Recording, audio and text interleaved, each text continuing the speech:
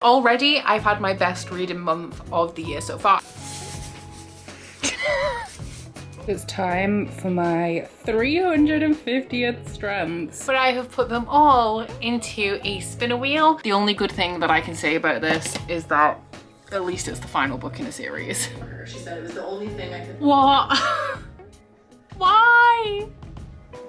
Why? Ta-da!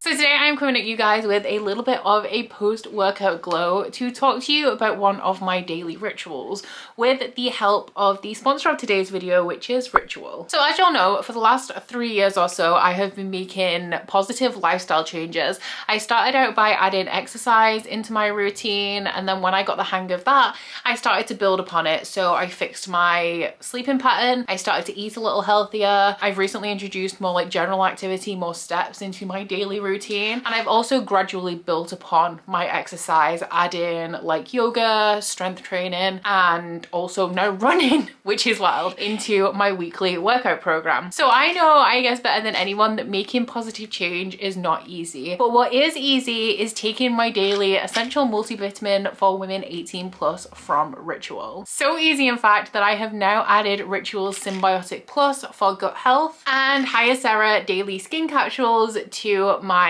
daily supplements, giving me everything I need to both look and feel great. So Symbiotic Plus is a 3-in-1 prebiotic, probiotic, and postbiotic, which means that this little daily capsule provides all of the gut support that I need on a daily basis. It does contain 2 of the world's most clinically studied probiotic strains, and probiotics actually really help us to support our immune health, as 70% of our immune system is located in the gut. Ritual's Hyacera daily skin hydration capsules contain both Ceratique and Hyabest, which in independent clinical studies have both been shown to support wrinkle reduction in just 90 days, helping me to look my best as well as feel my best. One of my favorite things about Ritual is truly how easy they make it to get your daily supplements every single day without pause in the easiest way possible, with a subscription-based service that also has free delivery, meaning that you will never run out. Ritual supplements are also super convenient for a modern lifestyle, as all of the 3 different types that I take, you can take at any time of day with or without food, which is great for me because I would literally forget to take them otherwise. So if you guys would like to make a very easy, very convenient change for the better today, you can either scan the QR code that is currently on screen or head to the link down in my description box, which is ritual.com/beccabumxx, to get 25% off your first Ritual order today. And of course, a big thank you to Ritual for sponsoring this video. Happy Monday, friends. How are you all doing? It is the final week of realmathon, and I have had my best already. I've had my best reading month of the year so far. I mean, we're only in March, so it's not the biggest achievement, but still, I've beat January and February, and we still have 1 whole week to go. And in this vlog, I am aiming to finish my March TBR essentially, and hopefully get a little bit more read as well, which is going to be at least 2.5 books. The first book, I'll tell you what the books are like as I'm getting to them, because I'm only starting one right this second, and it is behind me, and that one is Fae Bound by Sarah L. Arifi. So this one is one of my most anticipated releases of the year, and I'm actually going to be buddy reading this with Aaron from Booked and Busy. So this is the author of The Final Strife, which is a series that I started back in 2022 and really enjoyed, and I also buddy read those books with Aaron, which is why we're going to be buddy reading Fae Bound as well. So I don't know the most about the plot of this one. I have started it this morning, but I'm only like 20 pages in. So I don't actually know the most about the synopsis of this one. From what I remember, it is about 2 sisters that are banished from the Elven lands, and they end up stumbling across the courts of the Fae. Now, what I think is particularly interesting about this is that it contains both the elves and the Fae. I know that there are series out there that do contain both, but it is more typical for there just to be one per story. So I'm interested to see how they kind of weave together. I have started this, I'm like 18 pages in, and we have at the beginning of each section, there is a little like folk tale or fairy tale. It's like the creation of this world called The Story of the Wheat, the Bat and the Water. And because I've sectioned this out per day, I know that that's recurring like at the beginning of each kind of part. The only other thing I know about this at this point is that it centers around a war, especially in the Elven lands, and one of the ways in which they battle is through something called drum fire, which is literally like magic that is created through a drum, which is interesting. One of the characters is a commander or like a colonel in this army, like she's just been promoted, and the other main character, the other sister, is a diviner. So that is pretty much all I know going into this, and also from the 18 pages that I've read. I'm really excited to get into this because The Final Strife is one of the best like new fantasy series I've read in a long time. Like you all know, I'm getting a bit tired of not tired of fantasy, but I'm not as impressed with what I'm reading recently, and I don't know if that's the books that I'm choosing or just that I've read so much fantasy that it takes a little bit more to impress me and kind of get me invested. And The Final Strife actually managed to do that. So we definitely recommend checking out that series if you haven't already. And I have very high hopes for this one. I don't know if it is considered a fantasy romance either, but I do believe that it has some sort of sapphic romance in here. So I'll be interested to see if it does go down a fantasy romance route, or whether like The Final Strife it is just like an adult fantasy that also has a romantic subplot in here. So the pace that myself and Aaron are going to be reading this at is about 100 pages a day. So my aim for today is to get to page 104, and then I'll probably start something else to read in between if I am reading more than 100 pages a day. I am also currently reading something else as well, which I'll go get. I am still listening to the audio of The Path of Daggers by Robert Jordan. I'm at the halfway point now. I'm 308 pages in out of 570. So if I could get this done by the end of the week as well, that would be great. I think I have like 5 hours left on the audio though, so I'm not sure if that's gonna happen. And in terms of the renovation that I'm doing in the bedroom, I have now finished all of the painting, and the only things I have to do is put up a new light fitting and what else? Paint a radiator actually. So there is still painting to be done, but I'm not going to be spending every weekend in there like I have been, so I'm not going to have quite as much audio time as I have throughout March, but hopefully I'll be able to make up 5 hours somehow to get this done. I just think it would be really great to go forward into April not having to read an epic fantasy book club book, seeing as I always have to do that. Like literally since the beginning of 2023 I haven't had a break from epic fantasy book clubs, so it'd be real nice if I could have this finished before April. But if not, I do have the first 2 weeks of April to read it, so it's not that big a deal. In terms of my plans for today, I do need to go to the supermarket and get some food for dinner, but at this point I have no idea what I'm making for dinner. And I also have, I'm trying not to think about it, I have a dentist appointment at 10:30. It's just a routine cleaning, so it's not even a big deal, but you know how I be. So aside from that, I have 2 videos that I'd like to edit, if not all of them, the majority of them, and that's it. That's all I have going on today. I know that I'll be fine, but I can't help but think about the time when I made it to your first show. Took hours to get there under the weather, but I would do it all again. Come on, go play. How do I go from here? Oh, it's not making any sense at all. Sit. Look at me. What happened to your ears? It was over. All these years for a second of closure. My name is Becca, and this is your 30-minute pop ride. I've broken a blood vessel in my eyeball, and you can't see it because it's under my eyelid, but because I can't see it because it's under my eyelid, like I noticed it yesterday but I keep forgetting about it, and then when I put mascara on I essentially expire because I have medical anxiety, and obviously like it looks quite alarming. But the reason why I'm telling you guys about it is because when I looked at it, or when I saw it today, it looks a little bit worse than it did yesterday, which is also apparently normal. Like it's no big deal essentially, as long as it doesn't happen often, and it's something that you can do by sneezing too hard, although I'm not quite sure how I did it. But I'm just letting y'all know, because if I open my eyes a little bit too wide you might see it, and also if it continues to spread it's gonna start to get visible throughout this vlog, and I'm really hoping that doesn't happen. If it gets any bigger you're gonna be able to see it. But yeah, so that's fun. Fair warning, if my eyeball gets considerably redder as this week goes on, I'm real sorry. I'm as alarmed about it as you are, but I wanted to give you guys a little bit of a reading update. I've put Fae Bound into one of my dust jackets, which I always get questions about where I got these from. I got all of mine in subscription boxes, but I do believe that you can find them on Etsy as well. But I'm 116 pages into this, so I've read one chapter of today's section so far. I am hosting Sprints for Realmathon this evening, so I am confident that I'm going to be able to keep on top of this, and also potentially pick up another book this evening, which would be great. But I'm going to tell you a little bit about this one. I'll grab the dust jacket so I can hold it. So at the point where I'm up to, we've kind of just really got up to the meat of the story, but we are following two elven sisters, and they grew up in poverty.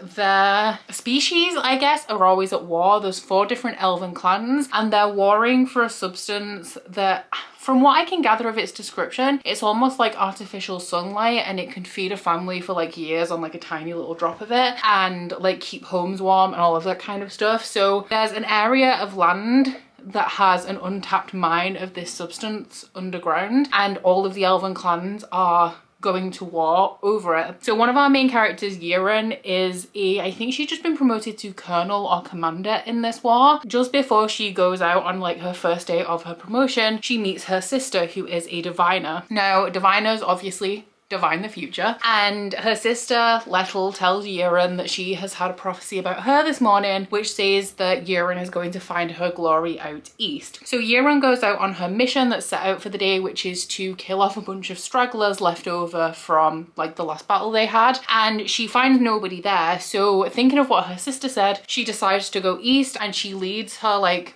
battalion into an ambush that gets over 300 of them killed. So when she returns back, the chieftain says like, this is unacceptable and the punishment for this crime should be death, but instead Yerin is exiled, and one of her captains and Lettel kind of follow behind to find her after she has been exiled. I don't know what their aim is. I guess they just care about her. I know that the captain feels a lot of guilt for what happened and feels like he's partially responsible, and Lettel obviously like is her sister, so they go out into the wilderness to find Yerin. Now in the synopsis it does say that they stumble across the Fae courts, which they absolutely do. I'm not going to disclose in kind of like what circumstance that is, but I do find it really, really interesting, and I'm also super interested in how the magic works in this world and the different facets of that, because you have humans, faes and elves in this world, but the humans and the fae have died out, and there's only supposedly elves that still exist. Like fae and humans only exist in fairy tales and like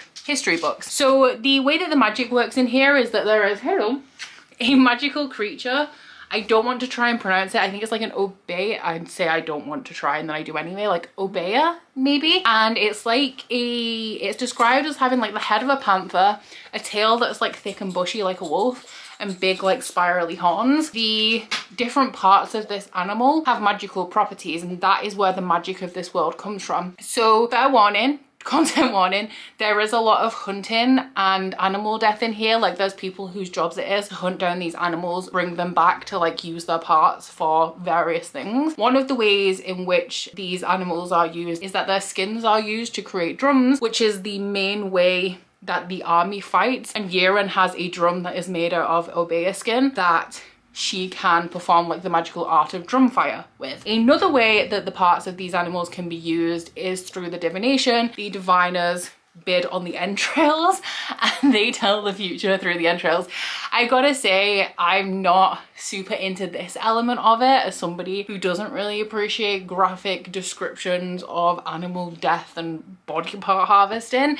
As well as that, there are instances throughout here where the main characters are hunting the animals because they obviously see them as a valuable resource. Kind of, I guess, the way that we see cattle or like livestock that's kept for food, and so they don't really have any like guilt associated with hunting these animals. It's very much like a normal thing to do. So that's what I'm enjoying, I guess, the least about this, but I am really interested, especially now that I'm further in, I kind of know a bit more about what's going on. I really am intrigued about the magic and the way that it is tied to these animals. So I am having a really, really good time with it. I don't think that I like it quite as much as the Final Strife right now. I do find it really interesting how it weaves like African mythology with more kind of European fairy tale style storytelling. Not storytelling necessarily, but obviously like the different kinds of folklore woven together to create this story I find super interesting. And as usual with Sarah El Arifi, I'm really liking the complexity of the world which is seen with like the different human, elven and fae. Well, not human, we haven't seen any humans yet, but I know for sure that there's fae in this book and I'm at the point where they have been introduced. And we also have like the elven customs as well, so we have a variety of different cultures and societies in here, which, as with the Final Strife, are definitely well developed. How will I know what fun feels like? Without you in my life. Without you in my life.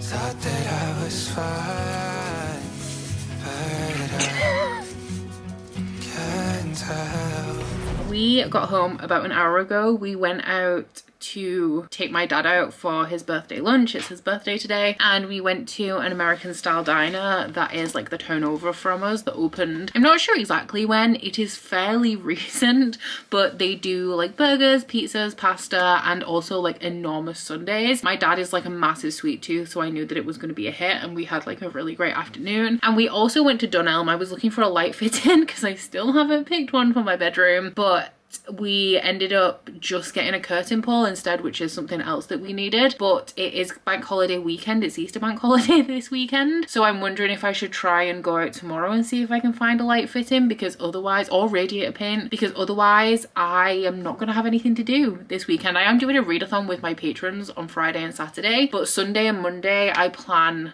on not working, so it feels like time wasted if I'm not doing something in there aside from like just putting up the curtain pole. And we also have the internet box router thing to screw back onto the wall as well, so we'll see if I do end up going out tomorrow somewhere. It will have to be afternoon or like evening, because I'm doing sprints in the daytime on Patreon with Sandra, to see if I can get hold of a light fitting or radiator paint. But I don't have to make dinner now, because when I say we ate this afternoon, like we ate. I really can't foresee me eating very much for the rest of the day, so I'm gonna knuckle down and do some reading. I have started a second book which I will tell you about at some point. I tend to just like dip in and read one chapter of it because it is actually taking me a while to get through my daily sections of Fae Bound, but I'm 228 pages into this one now and I'm still really enjoying it. It does have its flaws though. I feel like the way that everything kind of got the characters, and obviously I know like you need something to break the equilibrium for a story to begin, but I feel like the way that everything fell into place for the sisters, like finding this Fae court, felt a little bit convenient. One of our characters, as I mentioned, is a diviner and she discovers prophecies, like foretells the future, but I feel like that is all she does. Like I feel like she's not inquisitive at all, and so she reveals a prophecy and then she's like, cool, this is a prophecy, and never thinks about what it can actually mean. And I feel like as we're discovering more about the plot, the prophecies are becoming a little bit more clear to me, but not to the character that's a diviner. She still does not have a clue. So I feel like there are some conveniences, some convenient glossing over of things, like the fact that realistically a diviner, if I can guess what this prophecy might entail, the diviner who is supposed to do this for a living, she was training to be the leader of the diviner sect as well, should probably also be able to start putting this together. And then there's just little things like that, like we know that the elves at the beginning of this, the elves are fighting over this valuable substance, but why are they fighting against each other instead of working together? Like I think while a lot of this is really well developed and well thought out, there are very simple things like that where it's like, wait a minute, like we don't actually know why this is happening. So while I am still having a really good time with it, it's not perfect you know? So my section for today is actually a little bit shorter than the rest because part 3 starts just before page 300. So I'm aiming to get to page 293 of this. I do have a live show with my patrons tonight. I do like a monthly chatty live show with my 2 upper tiers, and I wanted to do something a little bit different this month. So I've just like set up a crafty corner kind of live show where I'm gonna have 2 cameras, one on like the craft that I'm doing, which I'm gonna be working on this cross stitch that I started at Christmas, and like one on me, and I'll like work on that while I'm talking. I just feel like sometimes I get quite nervous about chatty live shows, even though I do one every single month and it's like really chill when I'm in it, just because I feel like I don't have a clear purpose for the live show. So I thought that this would be fun. It would be really cool for everyone to get together, kind of work on a project or just hang out and chat while some of us are working on projects and just have a chill evening. So I have that at 8 p.m, but I have 3 hours until then and absolutely no plans, so I'll probably get some reading done. Wonder what it's like to be one who gets to share it all. Still it's not like I even really care, but I do. And what am I supposed to say? Oh, it's not making any sense at all. December 13th, 2016. 'Cause in a moment it was over. All these years for a second of closure. Oh, still I miss you next October. But will I know what fun feels like? Without you in my life, I thought I had it all. But boy, how could I ever be more wrong? Yeah, so go ahead and leave it all. Oh, I just don't want to still be holding on. 'Cause I am about to hop in a workout. I have 50 minutes of spin queued up today. I think 30 minutes with Ali Love and then 20 minutes I think with Ben Aldis, though I'm not too sure. But I wanted to come and check in with you guys before I got sweaty. I was going to do it afterwards if I'm being honest, because I'm keen to get my workout out of the way, but I just thought of what my fringe is going to look like and I was like, let's just do it now, because I have been doing sprints with Sandra all day and I have managed to finish Fae Bound. I haven't submitted this for realmathon yet, so I'm not sure how many points it's going to get me, but I have put it through Corpile and I can confirm that this is a 4-star. It is a lower 4-star than the Final Strife and the Battle Drum were, because honestly I feel like this reads a little bit more like a debut than the Final Strife does. I really enjoyed it. I really liked, as I mentioned earlier, the blend of like African mythology and European folklore. I really liked, as I do with the Final Strife, like the world building, the politics. The characters reminded me a lot of the ones from the Final Strife. We have one that's more, I guess, of a warrior, more of a I was gonna say more of a leader. She's really not. One that I guess is more brash and impulsive, and one that is a little bit more softer and a little bit more feminine, I guess. So they did remind me a lot of Sylar and Anor from the Final Strife, but I think the main difference between this and the Ending Fire trilogy is that there is no subtlety in the foreshadowing in this book. I knew all of the plot twists way before they happened, including some of the ones that happened right at the end. I knew which characters were acting a little bit sus.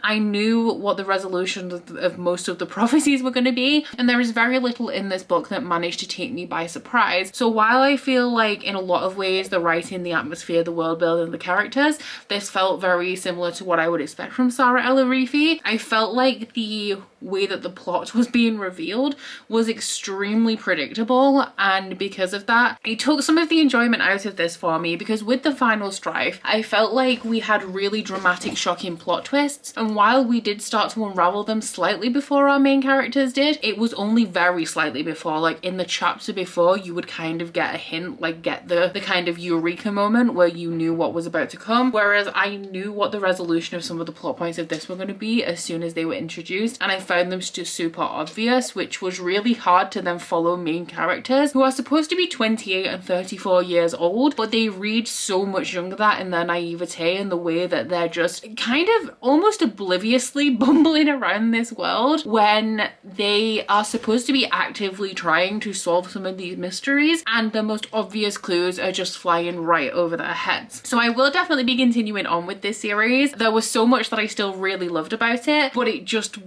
wasn't quite as good as what I expect from Sarah El-Arifi. Did really love like the Fae and the elves in here, and I'm really excited to see where this is going to go in a sequel. I really hope as well that, like with the Battle Drum, that the sequel to this one really builds upon the foundations of the first one. I've said it before, I mean, I know I say all the time that The Final Strife is a really good underrated series, one of the best fantasy first books I've read in a long time, but the Battle Drum, hands down the best fantasy sequel I've read in like forever. It takes what it built in The Final Strife to new levels, and I loved it. So I hope that the sequel for Fae Bound also does the same. I am very nearly complete with my TBR. I just have one book left. I have already started it. I've left it upstairs because I tend to, after I finish my Fae Bound section, I'm just reading like a chapter in bed, but I do have the dust jacket here. So this one is the library book that I picked up last week because it's my Patreon pick for March, and I'm really excited about this. I would say that this is the book on my TBR that I've been the most excited to read this month, and honestly it's just because I so rarely read like thrillers or horrors,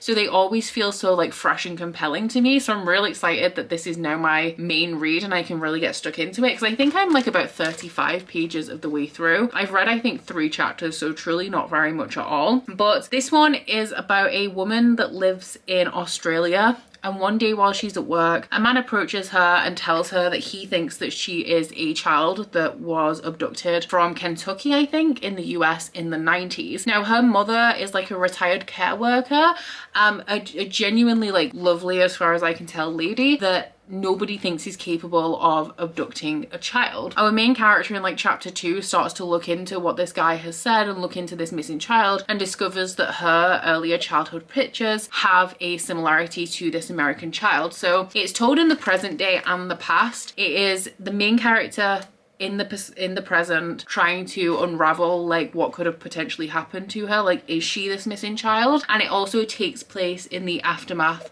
of the young girl going missing, following her family members in the week of her disappearance, I think.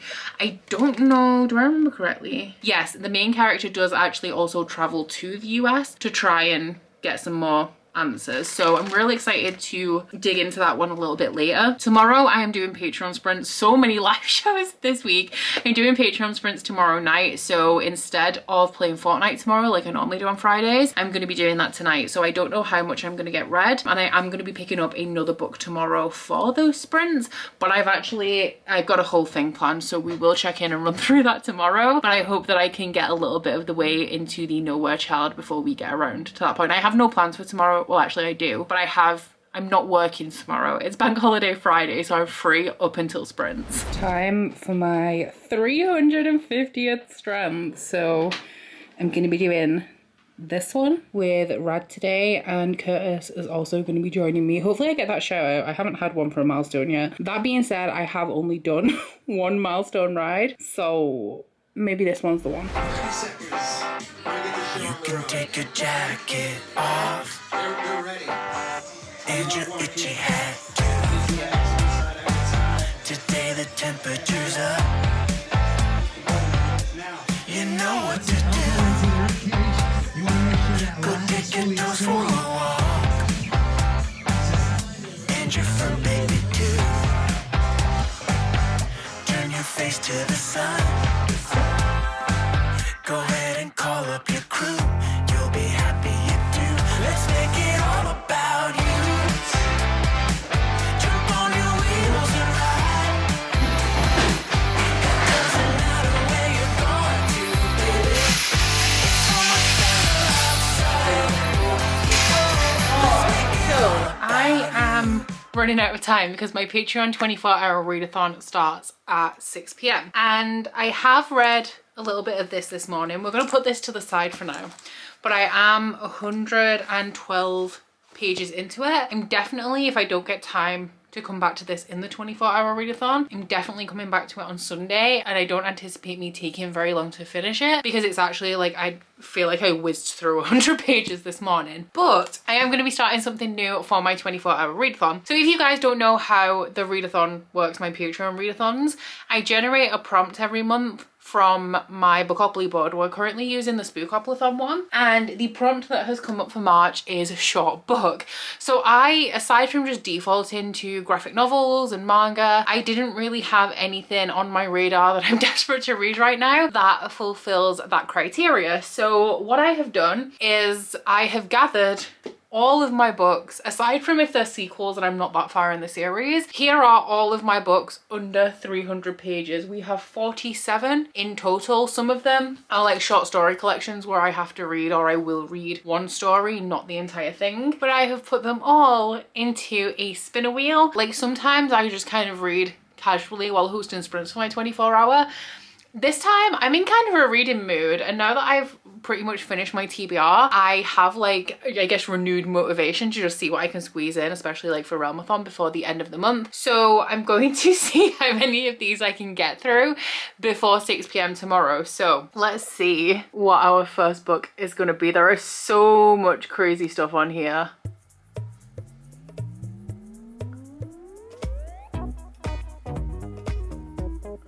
Okay, so we're starting off with a comic, starting a new series. So not ideal, but it's a quick one. So I've actually had this for a long time, since it was first released. I believe that this is actually an exclusive cover from my comic book store, which is Traveling Man, like my local one. And I know that I think G from Book Roast is a really big fan of this series. And I believe, if I remember correctly, that it is about a group of people who were playing D&D and got like sucked into the game. And now they've re-emerged how many years later? So 6 teenagers disappeared into a fantasy role-playing game, 5 returned, and 30 years later they find out that the game is not finished with them yet. The thing that I really like about this, or that really intrigues me, is that the synopsis seems really ominous. So I'm really excited to see where this goes, and I'm hoping that I enjoy it, because I feel like it has been a while since I've got like sucked into a new comic series and found one that I really enjoy and like really want to continue. So I'm gonna go. I need to set up the links and stuff for my sprints, and I'd also really love it if I could squeeze in, it's like 5:20, but I'd really love it if I could give Brie a quick walk before we start. So I'm gonna go because I'm on a little bit of a time crunch.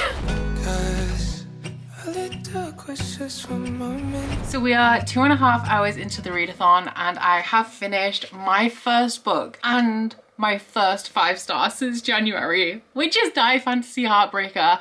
I loved this. I thought that it was so good, and I am a little bit worried because I have heard that the sequels are not as good as the first volume, and I have to say I am a little bit tired of that with comics at the minute. I feel like I keep reading 5-star first volumes, and then just like the longer the series goes on, I'm really underwhelmed. The good news is though, is that all of the sequels for this and this as well are all on Kindle Unlimited. So I've downloaded volume 2, and it's actually like completed and only 4 volumes total, which means that I can theoretically read through the entire thing if I want to. So I haven't taken Die off the wheel actually, and if it comes up again I'm gonna go into volume 2. But this one, it's not D&D, but it's an RPG very much like D&D. Our main character, who I think is called Dominic, he has a different name in the game, which is Ash, which is why I can't quite remember his actual name, but I think he's called Dominic, and he takes his baby sister over to his friend's house on his birthday, and his friend's girlfriend and two of their other friends are there, and they are going to be starting an RPG game. Now they are massive nerds, massive like RPG elitists, and Sol has told them, Sol is the friend, that he has created this game especially for Dominic on his birthday. So he asks them to make their characters, they do, and then he gives them 1 die each, and when they do their first roll they get sucked into this fantasy world. Now 2 years later they reappear, but only 5 of them come back, and 1 of them has been left behind. And then flash forward 28 years and it's Dominic's birthday once again, and he receives a D20 from an unknown person. So he gets the gang back together. None of them can talk about what's happened to them as well, so nobody knows what went on, or worse, the missing party member is, but he gets the remaining gang back together and they are once again transported into this fantasy world where they have to perform like, I guess, a series of quests or unravel a puzzle, like go somewhere to achieve something to be able to get back home. I really loved this. Like, it had some like darker, grittier, almost horror elements. It was quite sinister in the beginning, especially when they're in the real world and like you see how this thing that we know nothing about has really impacted their lives. I thought that it was very well written. I thought that the plot was decent. I like that it's just 4 volumes because that means that the authors kind of went into this knowing what they wanted the story to be and they've like told it concisely, which I feel is illustrated in how like tight this first volume is. The art style is absolutely stunning and a little bit horrifying in parts, I can't lie. I also really like the characters and like their abilities are quite cool and like, I want to say unique, but I don't play tabletop RPGs, so I can't say like whether this is common, but like one of them is an atheist who has gods for pets, so her power is that she calls upon gods. One of them is a grief knight, so he turns his emotions, his sadness into physical powers. It's like a very goth character that he made. There's one who is essentially like has a lot of luck. He's like a fool character. So I am really excited to continue on with volume 2 of this, and this one definitely exceeded my expectations. I was just really impressed with it. So first 5 stars since January. It has been a long time and I'm thrilled that I finally have another one. If I could just have one a month, that's all I'm asking for. 1 5-star a month would be great. So now it is time to pick a new book. I have added 1 book, I think, because when I was downloading volume 2 of this onto my Kindle, I realized that I had a KU book that was under 200 pages. So I have added that one as well. But our second spin,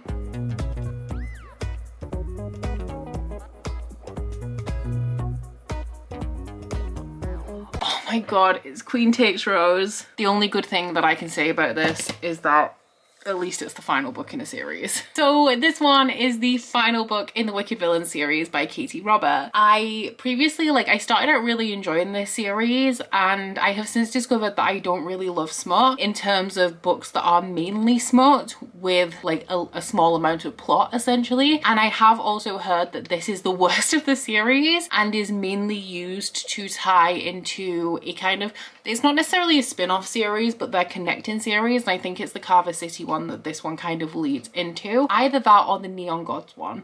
It's one of the series that goes alongside Wicked Villains that exist in the same world. But this one is a series of Disney retellings where the villain of the story is the main focus and they have like a romantic relationship some way, somehow with the hero or the heroine, or sometimes both. They are all contemporary and they take place in these sectors of, wait, is this Carver City? This series could be Carver City. I have no, wait, let me just look it up. Okay, so the Neon God series is called the Dark Olympus series, and then the other series that this ties into is Sabine Valley. Wow, I finally got there.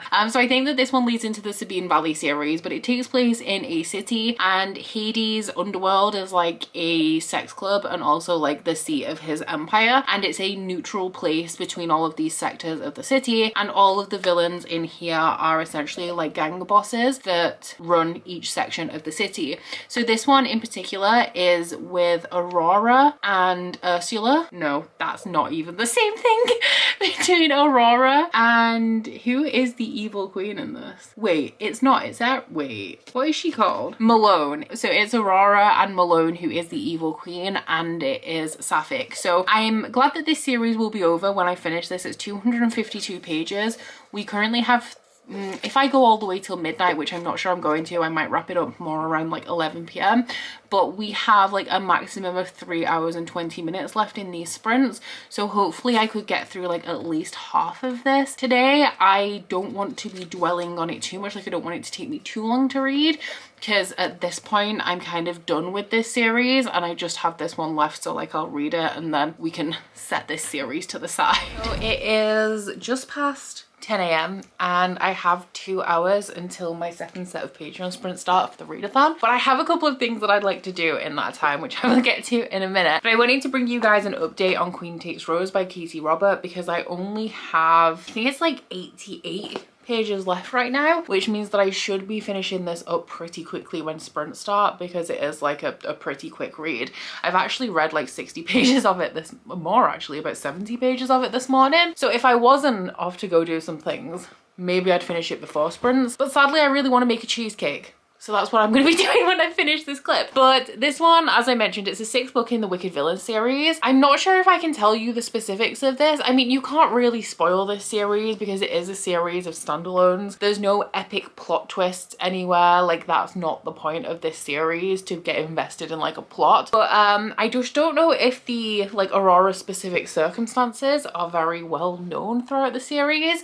But in this one, we are following Aurora, who has a score to settle with Malone. It's something that's been brewing for like, I think about 20 years. And when Aurora's contract with Hades is nearly up, she signed on to him for like 9 years, and she has about a month left in her contract. And Malone comes along and requests Aurora for 2 weeks to like come to her home, be like her in-home sub. And Aurora agrees because she would like to kill Malone in revenge for the thing that Malone did like 20 years ago. Malone has no idea about this, but she is a very strong, independent woman that likes her space, likes to live alone, and also likes to be in control of every situation. And for some reason, she is just enamored with Aurora, and so she takes this opportunity to sleep with Aurora for 2 weeks to try and get her out of her system. Something I didn't mention when I was telling you what this series is about is that they are all BDSM relationships. There's a lot of like dom sub relationships in here, a lot of kink play and things like that. So if you, I think Katie Robert is pretty good at giving a full list of kinks, so if you want to read any of the books in this series, would recommend like checking that out on Goodreads. But I'm enjoying this one fine so far. As I mentioned to you guys, I have not been loving Smut so much recently. I keep saying I'm going to talk about why and then not doing, because I wanted to give it time to make sure. But essentially, if we're getting into this now,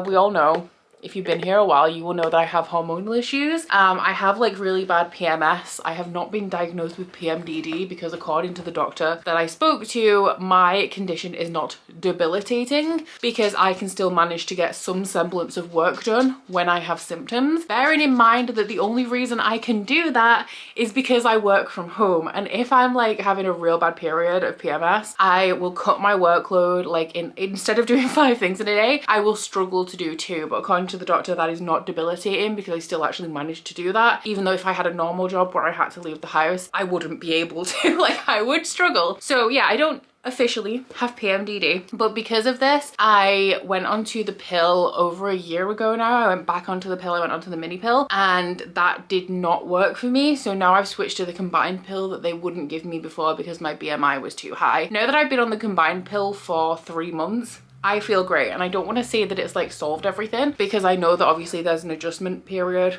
with pills. So there's a chance that like when it's been 6 months, I'll have settled into it and maybe it won't be working as well as it currently is. But essentially, since I went on the pill about a year ago now, I don't like romance anymore, and I was hesitant to say that that was the reason why because I wanted to make sure. But I made a video a few years ago reacting to a video I'd made in 2017 where I said in the 2017 video that one of the genres I would never read is erotica because I didn't find it appealing. It wasn't for me. And then I made a reaction to that video when I was in my romance phase between 2020 and 2023 and was like, I cannot believe I said that. I love romance, I love smut. Funnily enough, in 2017 I was on the pill. When I made the reaction video in 2020, 2021, I wasn't. And now that I'm back on it again, I kind of feel the same way. So if you don't vibe with romance and you are on the contraceptive pill, that could genuinely be a reason why. So that's why I've been kind of sad about romance, because I collected obviously so much romance between 2020 and 2024. And now because of the medication I'm on, I don't enjoy it anymore. And it's not like I'm on it just as a contraceptive. I'm on it for like genuine health reasons. So it's not like I can really just stop taking it to enjoy romance again. So there is still some romance I enjoy, but I would say as a genre, I don't love romance anymore.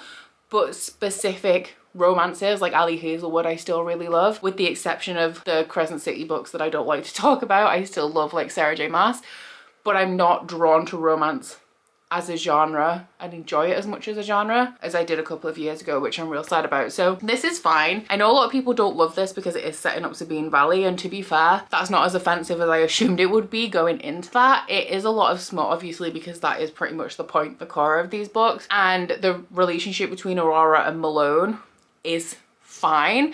I just feel like I'm kind of, as I said when I was telling you about it, I'm almost over this series now, plus the fact that I don't love romance anymore is contributing to that. So I would say like it's not offensive, like it's decent. I'm not bored and I'm not disliking it. I'm just not as into it as I guess you probably should be when you're reading like erotic fiction. I would actually be further in that if I hadn't have rolled a double last night and ended up having to switch back over to my current read, which is of course the Nowhere Child by Christian White. And I am going to tell you a little bit about this now because there is potential if we do roll doubles in sprints that I could get very close to the end of this, and I haven't even given you guys like a proper synopsis of it yet. So this one is an adult thriller. It is pretty much exactly what I said, following a woman in Australia who is approached by like almost like a private investigator and told that she is this missing child, Sammy Went. So she kind of doesn't believe them, but she speaks to her family and she kind of suspects that they maybe know something. Her mother died, so like she can't get actual confirmation of what happened, but she thinks her stepfather actually knows something, and so she ends up going to the US to reconnect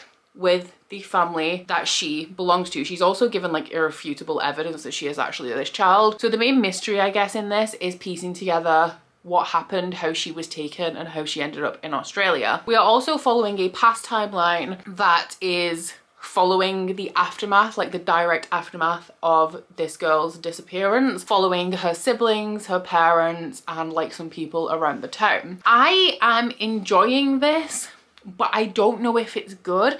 Like it's a quick read. The text, like literally the text is pretty large in here and it's reasonably compelling, but I just don't feel like there is a good element of mystery in this because we know obviously where she ends up. So we know that something horrific hasn't happened to this girl. We know that they're not going to find her body. We know that she hasn't been like kidnapped for like super nefarious purposes. We know that she's ended up in Australia. We just don't really know how that has happened, and because of that I feel like knowing the end point is removing some of the like compelling elements of this book. Also in the past timeline we're following some of the like kind of personal issues that the family are having. Their mother is heavily religious, which has caused issues with the children. Like as they've got older and got into adulthood, they're not as close to their mother as they were as they were children, because she is a Pentecostal Christian, but like kind of a extreme version, like she's in an extreme branch of Christianity, and it's actually something that their father grew up in but has moved away from as he's grown up, while their mother has come from like a non-religious background and got really ingrained into the church. So I do feel like the church is going to have something to do with this. We also have like the father is having an affair, the eldest daughter is acting out, experimenting with drugs, kind of just being a rebellious teenager, and while this is happening their son is kind of growing more and more emotionally remote and distant as he's like dealing with the fact that his sister has gone missing. So I feel like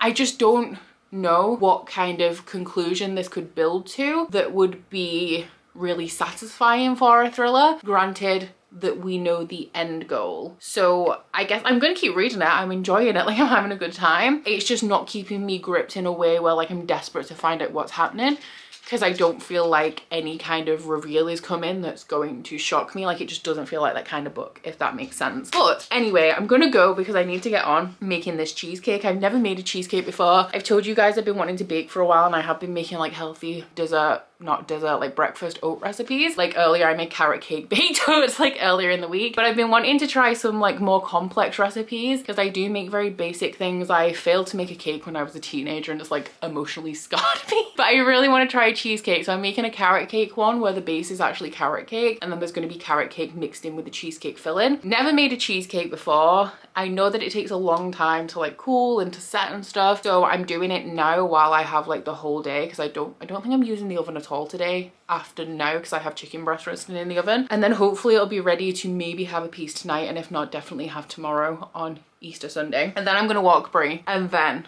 I have sprint, so I'll check in with y'all when I finish my book, which honestly I don't think it's going to be that long.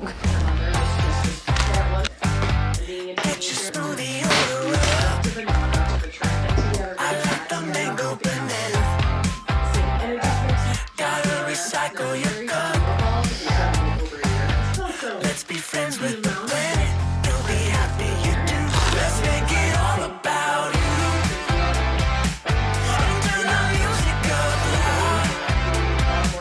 Your neighbors will appreciate. So it is 2:20 now and I have just finished Queen Takes Rose. I give this one like a very low 3-star. I think that Katie Smut, I nearly called her. I think that Katie Robert is really good at writing smut, and I've said that since I read the first book in this series when I was really into it, and still throughout here, like, I think that the smutty scenes were decent. These books don't really have a lot of plot, which is one of the reasons why I kind of got bored of them, because it's like smutty all the way throughout and the plot is very loose and very tenuous just to kind of hold the story together. This one I definitely understand why people criticize it for essentially just being a book that launches Sabine Valley. I could tell you what the plot of Sabine Valley is going to be without looking at it now, just based on the things that Malone was saying in here, because Malone is actually originally from Sabine Valley and her sister is the Queen of the Amazons. I get why people criticized it for that. Arguably that gave this book more plot than most of the other ones in the series, because this is stuff that like Malone was thinking about constantly, like as this book was going on. I don't actually like the books that have the female doms in as much in this series, and I think that this one and the Little Mermaid one, which I cannot remember the name of right now, are my least favorite in the series, with The Beast and Desperate Measures I think being my two favorites and the other two falling solidly in the middle. So yeah, like I thought that this was decent for what it was, but I'm just over this series now, so I can't say that I particularly enjoyed it, but I actually wasn't, like, normally if I'm not overly interested in something, it doesn't hold my attention and I really drag my feet on reading this. I've managed to get through this one really quickly, and while I can't say that I necessarily enjoyed it, I don't think it's terrible. I think that I've kind of just moved away from this kind of thing at this point. So that is my second book for the readathon down. We have 3.5 hours left, so logically what I should do is I should pick up this and I should just read this and maybe I would be finished in 3 hours, but that's not what I'm gonna do. We're gonna spin again because I'm just too excited not to. So the first one that we got, the first spin that we had, was a really good one that I was excited about. The second one was one that I wasn't excited about. So let's see what comes up for spin number 3.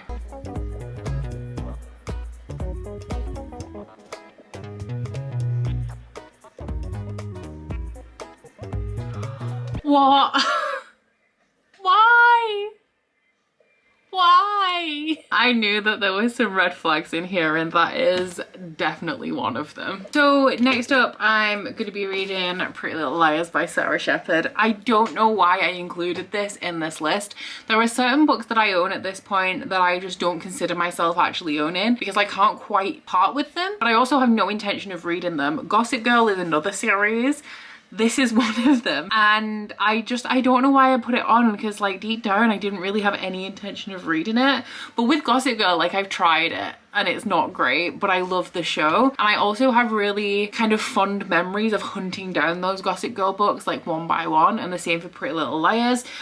Because I was a fan of both of the shows, so that's kind of the main reason why I'm keeping hold of them. I don't know how I'm gonna feel about this. I know Gav read it not that long ago. He read the whole series. I feel like it's gonna be entertaining. I feel like it's gonna be very of its time. I feel like it's gonna be hella problematic. I also feel like it's gonna be a pretty quick read though. So if y'all don't know what Pretty Little Liars is about, this is like a synopsis of the TV show, but we're following 4 girls who were part of a group of 5 as like a friendship group, and is it 2 summers before the start of the series, one of their friends goes missing and nobody knows what happens to her, and then as they all kind of reconvene 2 years later, they find out that she's actually dead. They attend her funeral, and then they all start receiving texts from an anonymous source that signs their name as A, just like on the bottom of these texts, and then they're trying to figure out who A is, because A is the initial of their friend that is now dead, Allison, and this person is threatening to uncover their secrets if they don't kind of do as they're told. So yeah, I never really intended to read this one, but I guess we're gonna start it. It's kind of like a YA thriller, I guess, so I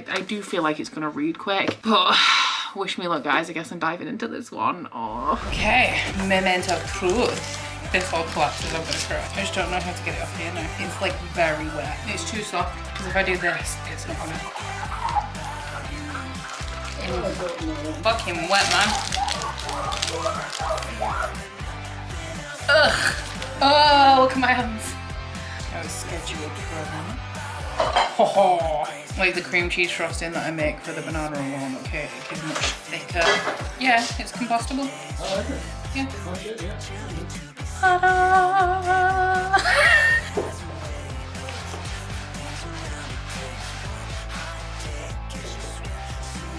It's just oozing into the middle. Good evening. It is midnight now and the night has gotten away from me. My original plan was actually to finish both of the books that I'm currently reading tonight so that I wouldn't read anything tomorrow because we're going out for Sunday lunch tomorrow, which I'm really excited about. I haven't had a Sunday roast in quite some time and of course it's Easter, so I would have been making one and now I don't have to. I actually accidentally booked this meal for this day because I could only get a reservation like a month in advance and it just happened to be Easter. I didn't even realize when I booked it. But I was going to not read anything tomorrow because I am in a really big reading mood right now, but I don't want to burn out before magical readathon. But after I finished sprints, I made dinner, I finished my cheesecake, which is so good. I'm so happy with how it turned out. Took Brie for a walk and then I've played Dead by Daylight for about 3 hours. So I haven't read anything since I finished sprints, but I do need to catch you up because the plot twist that nobody expected is that I am really enjoying this.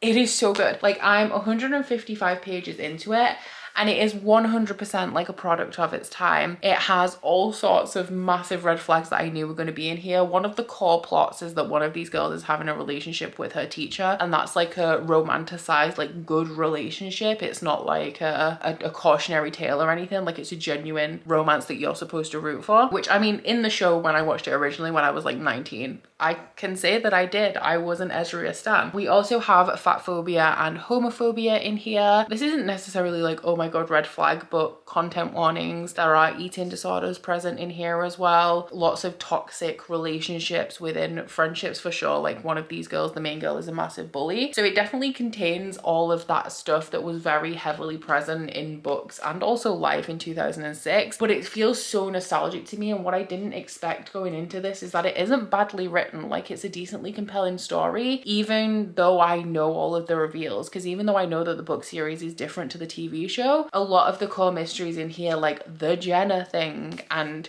Alison's boyfriend who looks like Ian, like I know the resolution to all of those things, but I'm still having a really, really good time with it. So I truly did not expect this, but while this obviously isn't amazing, I'm feeling 4 stars right now. I'm not even kidding. I'm thoroughly enjoying it. So I'm 155 pages into it. I have less than 100 pages left, and like I said, the plan was to finish it this evening. That obviously has not worked out, so I will probably be finishing it tomorrow alongside hopefully The Nowhere Child.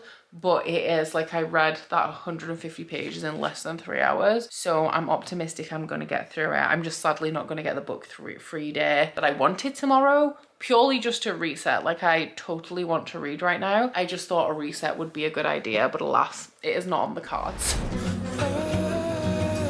Still I miss you next October. Good afternoon. I hope you all have had a fabulous Easter Sunday. I've just got back from having a Sunday roast, which was delicious. I also had eaten mess for dessert, and I'm not even lying.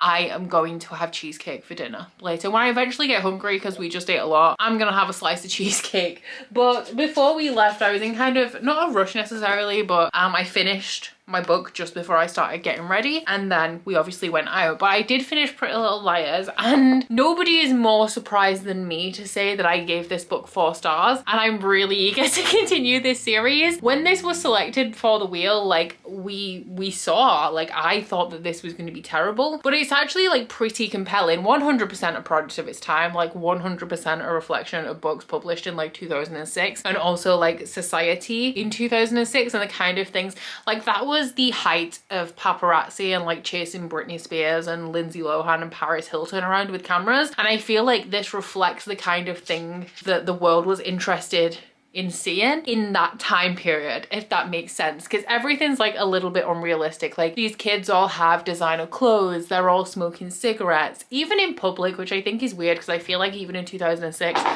their parents would approve of like 16-year-olds smoking. They're drinking, they're shoplifting, they're doing all of this stuff, which isn't particularly realistic, but is hella entertaining to read. So I don't really have much to say about it because obviously, I mean, we all know like what this is and what it's about. We've all seen the TV show by now, or at least vaguely know of it. But I had a really good time, and like if you have this because you were mildly interested in it, I'm not sure I would recommend that you go out and buy it, but if you have it and you're thinking of unhauling it, maybe give it a try because I am obsessed. I'm not even gonna lie. So it is like 4:50, it's almost 5 p.m. which explains why Brie is jumping around right now. It's almost dinner time for her. But I still have a lot of this left. I really should not have done that last spin yesterday. I should have carried on with this instead of picking up Pretty Little Liars, because I now have like 200 pages of this to read. And I'll be honest, I had a beer with dinner. It's not looking like I'm gonna read 200 pages because I think I'm actually gonna make myself a cocktail and do something else. But I am going to try my hardest to get through this by the end of the day because I have plans for the beginning of April. I'm filming the next installment of Shelve It or Scrap It, so it would be really helpful if I went into April with a clean slate, especially because then I could also rack up extra points for realmathon with this, and I wouldn't be delaying like the start of my magical readathon TBR either. So we'll see what happens throughout the day. Don't hold your breath, but maybe I'll get through it. We'll see. So as predicted last night, I did not quite get to the end of my book. I had like 40 pages left over. So I just read them this morning and we're counting it for March, okay? I'm just gonna say I tried my best. That would be a blatant lie. I played Fortnite. I played Baldur's Gate for 4 hours. And then I played, I think about two and a half hours of Fortnite. So I didn't try at all, really. That's why I wanted yesterday without reading, and I should have just knuckled down on Saturday instead of playing Dead by Daylight. But do you see a pattern here? Regardless, I did finish The Nowhere Child by Christian White. I did enjoy this one. I did give it a 3-star, and that is because I went into this kind of assuming it was a thriller, and I have to be honest, like I've just messaged Leanne and said, can you explain to me the difference between a mystery and a thriller? Because there's definitely a lot of crossover in those genres, and I'm never quite sure which one I'm reading. I feel like if it has, in my brain, there are thrillers which kind of look like this, and then there's like old-fashioned kind of murder mystery style books, which we all know that I don't like. But in reality, there is so much crossover between mystery and thrillers, and I would say that this one, based on what Leanne said anyway, falls more into, it's definitely crossover, but it falls more into mystery than thriller for me. And my kind of issue with that is that I was never like super into the mystery, because I think knowing that this girl is alive and well, and the way that we're introduced to like a lot of the players in this book and a lot of the people when we're following the past timeline, well, like there is no way that you could have done this. And the people I feel that we follow the most, we kind of know aren't responsible for this girl disappearing. So I felt like I was never really that into the mystery. It definitely goes into the lives of these people a lot, like a lot of things that they're personally struggling with. There's a lot of prejudice in this book. It is a very religious town, and it's also, I think, in the very early 90s. We definitely 100% have homophobia and racism in here, as well as racist and homophobic slurs. There is a heavy, like, fanatical religious presence in this town as well, which contributes to that, but also like creates its own kind of thing. And I enjoyed reading it. It definitely kept me interested in a way that mystery thrillers always do, but it's not like the most compelling thing that I've ever read. And when we did get to the reveal and we kind of found out what happened, I was like, okay, cool, like that's, yeah, fine, whatever. So yeah, I definitely enjoyed it in the way that I always tend to enjoy mystery thrillers, but it's definitely not the best of the genre that I've ever read. So this concludes my March reading, and it also concludes realmathon. I just want to very quickly say a big thank you to Cassidy for once again asking me to host realmathon. I have had an amazing time with this readathon, as I always do, and hopefully at the point of me filming this, I'm sure at the point that you see this, you will know if Team Time has won. I feel like this year we have the best chance, but I gotta say the prompts were hard this year, so I don't know how much like I'm personally responsible for the success of Team Time or the failure of Team Time, if we're being honest. But I think I've read, I don't have my glasses on, so my counting is kind of shaky. I think I've read 13 books this month, which is kind of impressive. It's definitely my best reading month of 2024 so far. So the next vlog you're going to see on my channel is going to be episode 3 of Shelve It or Scrap It, which I'm going to start filming pretty much as soon as I'm done here. I have no idea what I'm going to be reading at this point, but I'm very excited to find out. So do stay tuned for that if you are at all interested. We're going into magical readathon as well, which is going to be super fun. But before I wrap up this vlog, I just wanted to say once again a huge thank you to Ritual for sponsoring this video. And do remember that if you guys would like to get 25% off your first ritual order, you can either scan the QR code on screen or head to the link in my description box, which is www.ritual.com/beccabumxx. But I do hope that you guys have enjoyed this vlog if you've made it this far. If you have, please don't forget to like if you liked it and subscribe if you wanna, and I'll see you guys next week. Bye! Oh, you bite your friend like chocolate. You say you're go where nobody knows, with guns hidden under our petticoats. We're never gonna quit it, no, we're never gonna quit it, no.